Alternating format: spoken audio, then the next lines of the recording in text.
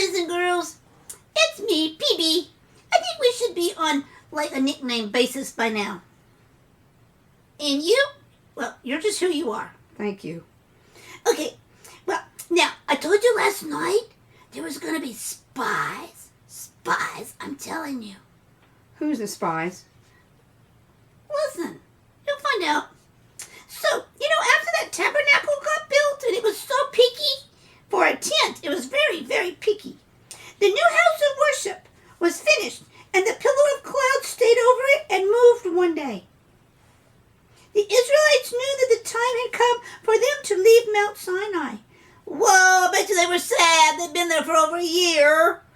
And they continued on their journey to the land that God had promised them. Canaan. I know, Canaan. For several months, they traveled, walking for a few days, then camping, and then resting for a while, and gradually coming closer and closer to the border between the desert and the promised land. As they pitched their tent right on the border of Canaan, guess what? What? The new land of Canaan was not empty and simply waiting for them. No. People were living there who had been there for many years and had built fine houses and cities. They're not going to give it up. Maybe not. God suggested that Moses select some men to go over into Canaan and see what it was really like. Oh, they better have nerves of steel. They do. Then they could return and they could tell the Israelites about it. This seemed better than marching right in without knowing what to expect. So, Moses chose the leader from each of the 12 tribes. Remember the 12 boys? Yes, I remember the 12 boys. Their tribes to go into Canaan. He told them to be sure and remember what kind of land that they found there, and the food that they could be grown, and the kind of people living there, and the cities that had been built. Well, in the fall, this is summer. No, this is spring. In the season called fall, of that year, just as the grapes were ripening, the men left on their scouting trip. For 40 days, there it is again, 40 days, they walked all over the land of Canaan. That's my marching sound. Okay, good.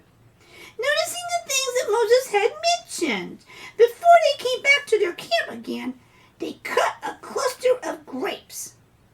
And it was so large, they had to carry it with a stick in the middle of it.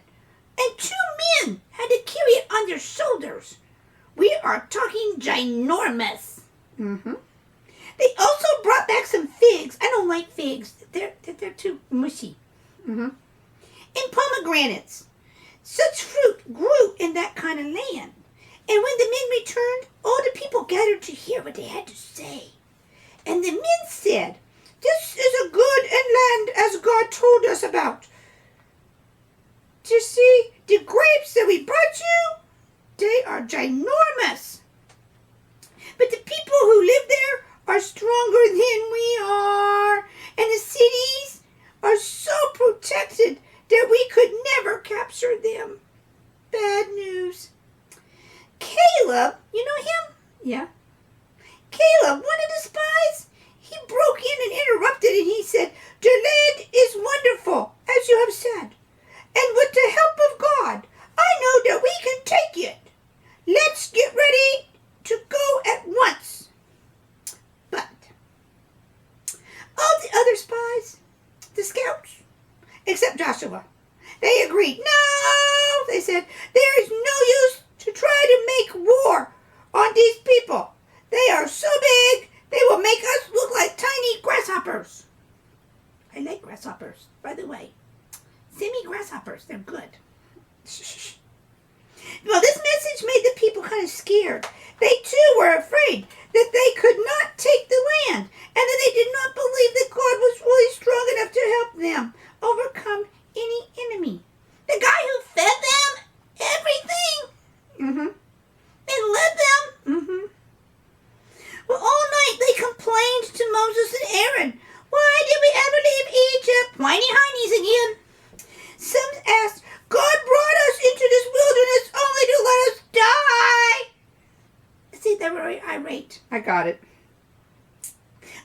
choose another leader who will take us back to Egypt. Are they kidding? Do they not remember the road?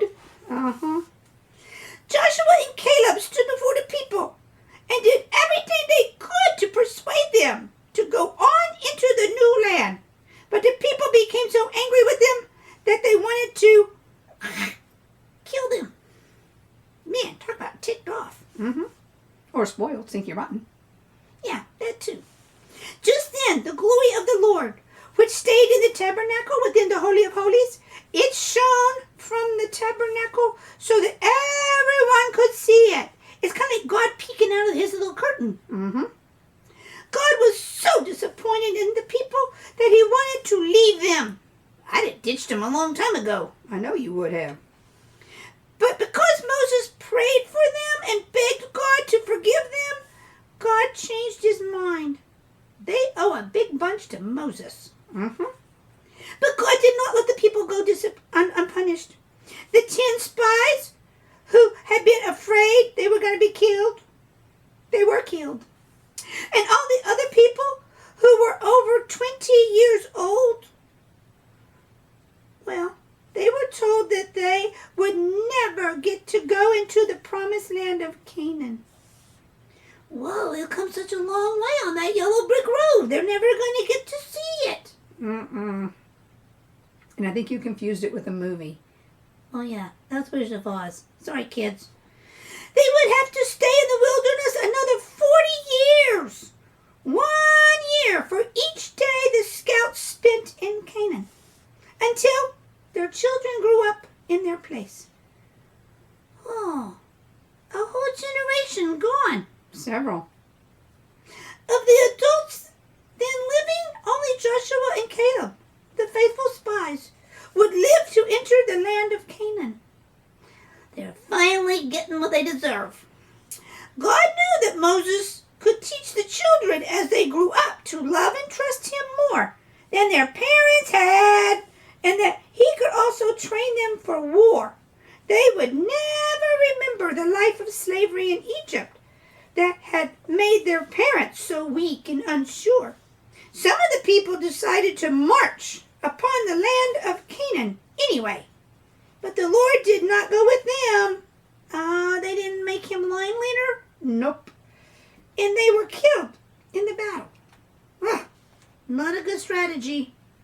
Don't leave the leader at home. Mm-hmm. The others, well, they turned towards the desert again, and there they stayed for 40 years. The end. Wow. They worked so hard, and they didn't get to go in. Mm-hmm. Makes you wonder. Mm-hmm. Is there anything I'm going to be missing? No, I think you're going to get to see everything in your lifetime. Okay. I got to be on TV. You did. So, say goodnight. Okay, kitties. Time to snuggle down. Pull those covers up. And dream about birdies.